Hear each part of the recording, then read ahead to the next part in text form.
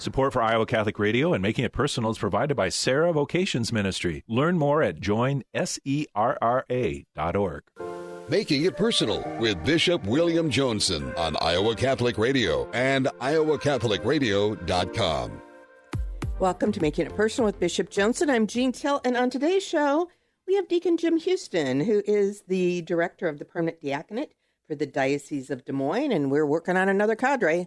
Amen. You know, the good things are happening. That's another way in which the seeds of the Spirit are bearing great fruit in our midst. And Deacon Jim, true servant, and kind of a comfortable old shoe, too, at the same time. So we look forward to having him on the show. I love old shoes. I hope he doesn't think that's a slight. Not a worn-out leather shoe, but anyway. Your go-to guy. So I'm still basking, being with the good people at St. Mary's Hamburg this past weekend on the 25th. We celebrated their sesquicentennial. It just does not roll off the tongue. But we got to practice that, 150 years. That's amazing. And the founding and the French-Canadian explorers and then the waves of the Jesuits and everything else, and what they called the Bald Prairie, where they landed and settled, and then the Catholic families that were there, and then ultimately a church is founded that became kind of the mother church of missions in western Iowa. It's surprising, that you think of Hamburg and then Neola and Glenwood and Villisca, Shenandoah, and a few other places. So robust faith there, and we had a beautiful celebration. Some of the former pastors were back to be with us. Oh, fun. I missed the park celebration on Saturday night because we were doing the Bishop's Celebration of Education, which was also a wonderful affair. Not too raucous, but thank you to the family of Carissa Schweitzer, Olympian, who placed in both the 5,000 and 10,000 meters, and they gave a kind of witness about the role of Catholic education in their life. And then we were confirming in Indianola, St. Thomas Aquinas, and then down to Hamburg. So it was a full weekend, and I got to see a good chunk of the diocese in that way. Also then this past Wednesday, opening Mass of the Holy Spirit with the Dowling Catholic High School community, and then kind of a unique opportunity. Andy Santos, mission officer with Common Spirit Health in Omaha, had asked me to give a one-day retreat to the CSH executives at Broomtree Retreat Center. I confess, part of my openness to the invitation was I've always heard great things about that Broomtree Retreat Center in Irene, South Dakota, and I wanted to see it, and it lived up to it. So the ambiance was very conducive to the Holy Spirit, too. So here we are in Labor Day weekend already. Oh, my goodness, the kind of last bookend of the summer experience for us, even if the calendar will extend into September on that. But have you started your Christmas shopping? Because it goes so fast. Angie Hemmingsen, my associate, has mellow cream pumpkins in her dish on her desk already. So my brother David would certainly be happy. But so she, and I'm not the only one. I noticed that dish empties pretty quickly. But think about the role of labor, and the Catholic social teaching has a very robust sense of this. John Wynn, our social justice director for Catholic Charities in the Diocese of Des Moines, has reflected in many ways about the role of this, the values of the dignity of the human person, subsidiarity, and solidarity that we might have. Kind of notes the changing dynamic, with the gig economy, short-term contracts, and freelance work. It offers flexibility, but it also leads to job insecurity and financial instability for workers. So the church, our Pope Benedict XVI, we need to provide social security and benefits for workers in this way. And so the dignity of work transcends a kind of utilitarian, kind of only profit motive. But it also transcends partisan allegiances, too, as we advocate for workers' rights. That shouldn't fall in just one partisan camp as we approach an election, but this would be something that is common, so that we can achieve that work-life balance, allowing the vocation to family and other commitments to build up the common good, and a spiritual dimension, that people should not be compelled to work straight through the weekend. There should be an opportunity for Sabbath. Admittedly, maybe not always on the Sunday, but that's what we would strive for. Can we keep that spirit in this way? And so to advocate for this, and then, as consumers, where are we expecting people to be available to us? Right. I unfortunately had to cancel a credit card last weekend, thinking that there's a little mischief going on. But I thanked the representative whom I called on Sunday. I said, you're working on Sunday, and I appreciate that very much to help me deal with a minor snafu in my life. So, so Labor Day weekend, a salute to all workers. We're going to take a break. It's not Sunday, but we're still going to take a break. When we return, we'll visit with Deacon Jim Houston, Director of Permanent Diaconate for the Diocese of Des Moines.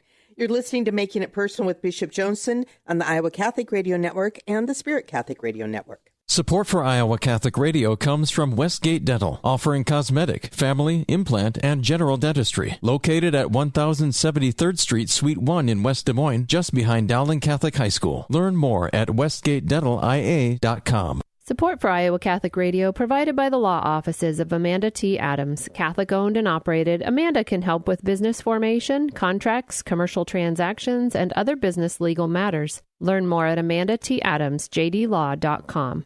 Each fall, InterVisions Healthcare hosts a fantastic evening of food and fun with the local Knights of Columbus. Join us as we dance the night away on Saturday, September 21st at St. Thomas in Indianola. All the proceeds from the catered dinner and auctions benefit the life-affirming work the nursing staff provides to women with unplanned pregnancies. For more information, visit ivhcare.org or give us a call today. We look forward to seeing you on September 21st as we dance for life at St. Thomas Aquinas in Indianola. Thank you, InterVisions Healthcare, for your support of Iowa Catholic Radio.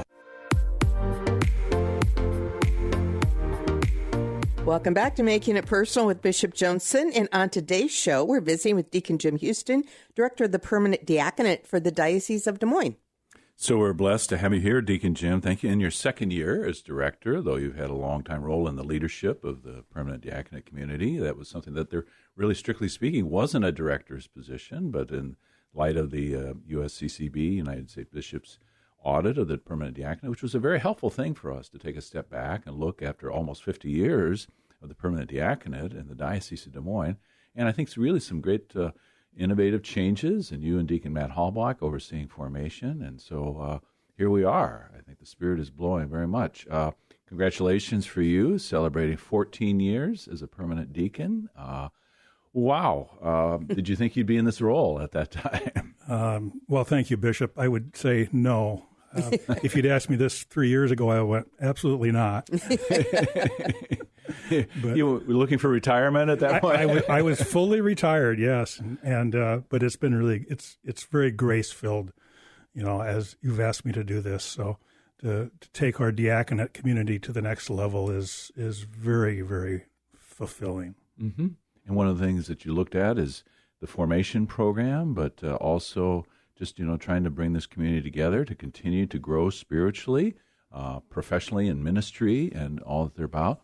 The dynamics between husbands and wives as well. Your wife, Mary, is very involved at St. Pius X Parish. She is. She's the pastoral care associate there. And I mean, she's been pastoring me for 50 years, so which is quite a job. Maybe we should have Mary on. Probably should. Yeah. And, I know the ministry to the sick and others, that comes in part of that ministry that you're about. So where are we right now? Let's take the pulse and why the discernment of this initiative, which thankfully I was enlisted as well as part of that collective discernment. Well, the audit results from the audit that the USCCB was really, they came back very positive, that we had a really good program, we had a very good diaconate, but taking that, they made some suggestions that allowed us to take it to the next level. So we paused our formation program a year and redesigned it. We hired a new director, Deacon Matt Hallbach, and then, we're a year into that program. So our men have just finished their first year of aspirancy. Mm-hmm. So they've got about a month-long break before they start up again. They are really valuing that. Mm-hmm. And then we'll take it to the next. If you're an aspirant, are you formally in the pipeline? Are you there's courtship going on, or with the diocese, or how do we view that? I think they're formally in the pipeline, but they are aspiring to the next level. So they have 2 years of aspirancy, and during that period, they are discerning, they are aspiring, and the church is looking at them. We are, we're saying, is this a good fit? Do we want them? Are the men we have in right now? They're doing a great job. They're really coming together as a community. They're taking their intellectual learning and doing a nice job with it. No small challenge there, right? For if you've been out of formal education for decades, perhaps, right, and then to be immersed in a whole new vocabulary in some ways, even though they may be men of faith who've heard kind of church language in the liturgy and other places. This is taking it to the next level for them too. Well, they did really good with the introduction into Scripture, but when they got to the introduction into philosophy and the theology of pastoral care, they kind of started to. They thought they were. Maybe we should take a break, right? They were drinking out of the fire hose. I think. But they did really well. We've all been there in the intro to philosophy. Yeah. You know? They're speaking English, but it's a very different language.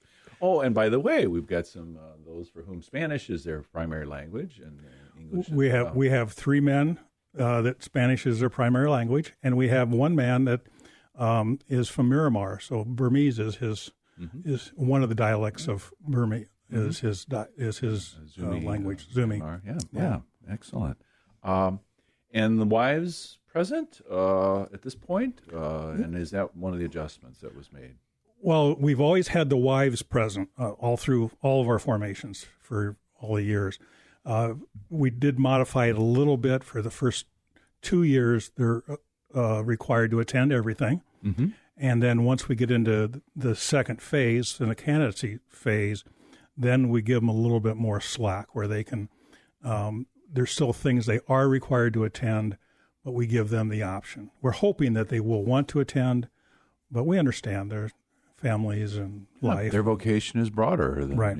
Accompanying their husband and that. Right. So, yeah. Years ago, we didn't have any young guys in the diaconate.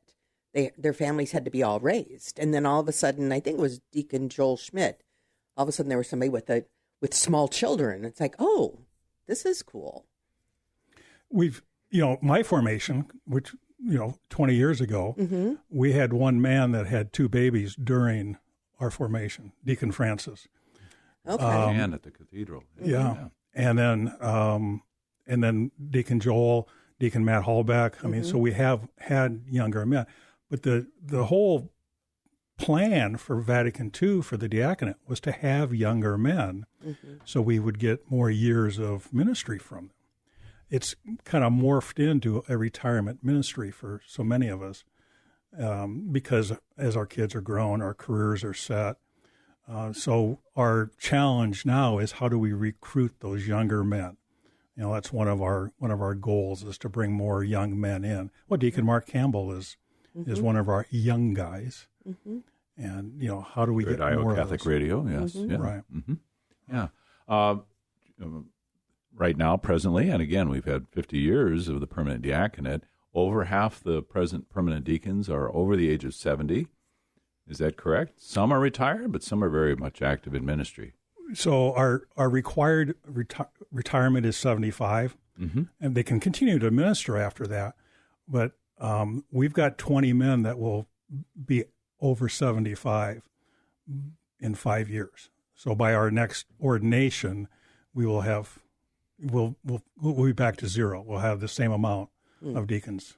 Potentially. Almost kind of like the American Episcopate right now. We've got many awaiting Bishop Nicholas as well.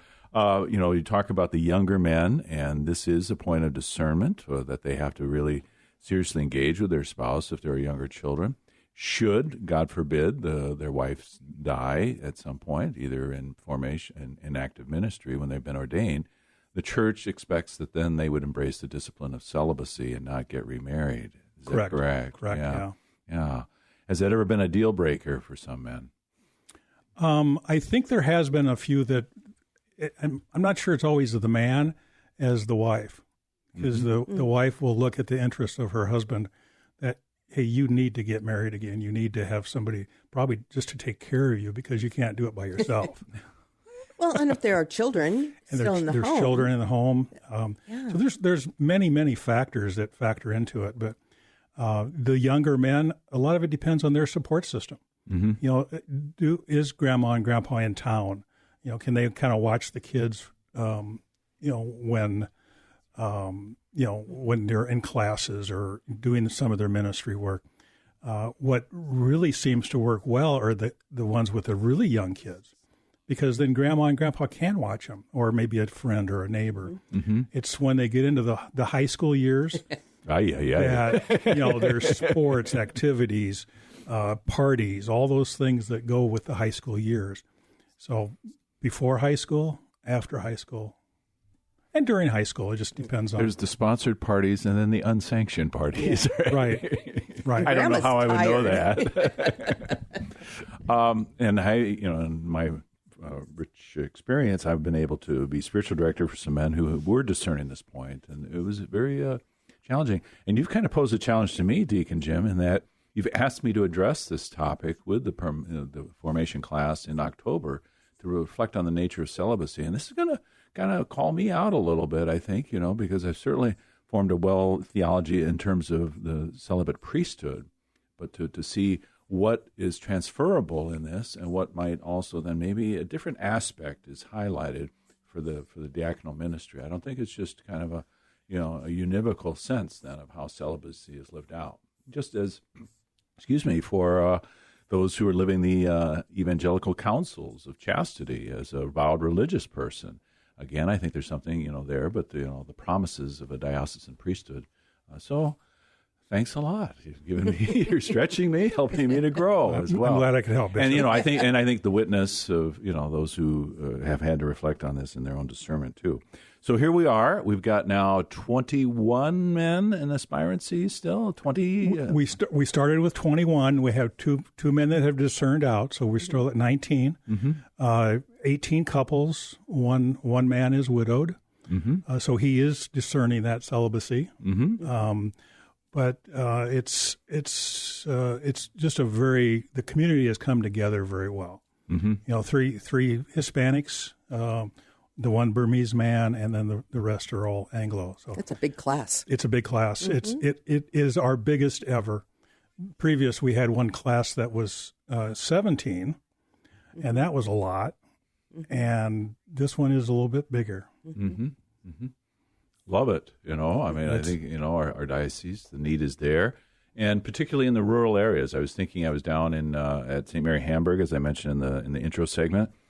Deacon John Fenig from St. Patrick and Council Bluffs is coming down on occasion every couple of months to assist and maybe also, kind of shine a light on what is this deacon and what is this ministry all about? That's one of our initiatives is try to get our deacons into the rural parishes, the ones that have no deacons. And we're actually putting together a team that will go out and offer to come to the parish and minister once a month, once a quarter, whatever the parish would like, and then maybe they'll preach or they'll do altar calls or whatever. We're still formulating the plan, and to be there not only visible as a deacon, but able to help the pastor, as he does his work. Because so many of them are so busy. Maybe a Christian initiation, even a segment on that, or other things too? Some of that. I mean, what we find, we're very metrocentric. We're very heavy in Des Moines and Council Bluffs, and then we just have a smattering out in the rural areas. So we'd really like to be present out there. So I think we're starting to work with Creston. I think we'll be in Creston in a month or so. I think we're trying to put that schedule together. Yeah. And then I know we've talked about Greenfield. They've got a lot going on, so we'll see where that goes. Post-tornado, yes. I shouldn't ask questions I don't already know the answer to, but how has been the reception from the rural pastors on this? Is it to share the ministry of preaching on a weekend, or? It was interesting. At the Bishop's celebration Saturday night, of education, last Saturday night, I was able to visit with some of our rural parishes, with some of the pastors, and they seem to be very open to it.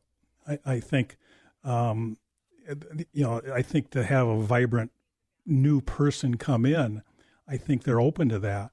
So hopefully it'll be a good thing. Okay, well, beautiful, and your formation primarily through Conception Abbey, the longtime relationship with the Benedictine community, who staffed as faculty, obviously other speakers coming in as well. That's evolved now too. With our new intellectual process or learning, we've started to use the Josephinium Diaconal Institute from Cincinnati. It's a great relationship. Well, just so as an alum of the Pontifical College Josephinium, we'll just make sure alma mater. So in Columbus, Ohio, Worthington on the northern side there. So, but anyway, we're going to a virtual platform where the men can watch their lectures at their own time. The classes release on a Saturday or a Monday early, and then they have all week to do their lessons. And it may be a paper, it may be a blog, it may be, something related. And then, of course, they have texts that they need to read. Mm-hmm. The last texts were very daunting. The current ones I think they're going to be really easy. Okay. All right. Well, if you're saying the daunting ones were connected with this Intro to Philosophy course, I will offer, I think I mentioned to you, my graduate school classmate, Dr. Patricia Pintado, who now teaches at St. Mary of the Lake Seminary in Mundelein, who was involved and I think brings some of the Hispanic track presentations. She was very laudatory of our cohort. She said, we've got really solid men, and she doesn't offer faint praise. So, I mean, that's something that we can take great encouragement. Right. And that's good to hear. Want to offer that to them as well. So, so they've got the presentations coming at you, but is there a chance for lifetime engagement, either among themselves, or where is the dynamic, encounter and exchange? Mm-hmm. So with the Diaconal Institute, they meet weekly online with their professors. They have an hour Zoom call, mm-hmm. and then they also meet weekly with Deacon Matt Hallback, the director of the diaconate. So they have that interaction. Yeah. Mm-hmm. And then once a month we meet in Atlantic for an all-day in diocese session. Marvelous, yeah. So St. Peter and Paul, the gracious hosts, they're yes. kind of the geographic center of the diocese. So I'm counting 2.5 engagements every week beyond just the content that's coming at them. Right. I mean, wow. Yeah.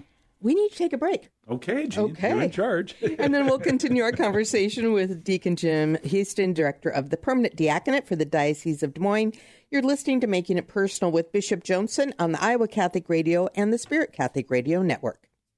Support for Iowa Catholic Radio provided by the Sarah Vocations Ministry, including the St. Sarah Club of Des Moines and the Sarah Club of Council Bluffs. Sarah is an apostolate of the Worldwide Catholic Church dedicated to fostering and supporting priesthood and religious vocations. Sarahans strive to accomplish their mission through prayer, fellowship, and service to the bishop, priests, sisters, and all in religious formation, and in doing so to increase their own holiness. Learn more at joinsarah.org, joinserra.org. Thank you, Sarahans, for your support of Iowa Catholic Radio. Support for Iowa Catholic Radio provided by Mercy College of Health Sciences, where you can chart your course for more. Mercy College provides unparalleled clinical rotations, hands-on learning, accelerated education, and flexible schedules. Since 1899, Mercy College has been transforming students into healthcare professionals. Guided by Catholic values, our faculty put classroom theory into practice. Students are prepared for roles in service and leadership throughout their own careers. Learn more at mchs.edu. Mercy College of Health Sciences, mchs.edu. Welcome back to Making It Personal with Bishop Joensen. So with presently 19 men and their spouses in aspirancy, but as you made the kind of outreach and appeal for men, there were some others who were kind of in the mix who did not take a step forward at this time. But the discernment is we feel there are other men out there whom the Lord may be calling, and the need is there. What went into the discernment to begin to initiate a second cohort for which we're now trying to recruit? Well, part of it's that need we saw that we have 20 men retiring. We've had the diaconate for 52 years in the diocese. So thanks for setting me straight. Well, it was 50 plus, but we celebrated 2 cohorts now, their 50th anniversaries. So those men are, they're getting old, and mm-hmm. We are an age. My cohort, which was ordained in 2010, we're part of that aging diaconate. So we put so much on the newer guys. So we really want to expand that. We'd love to have, I think it's Chicago that has over 600 deacons.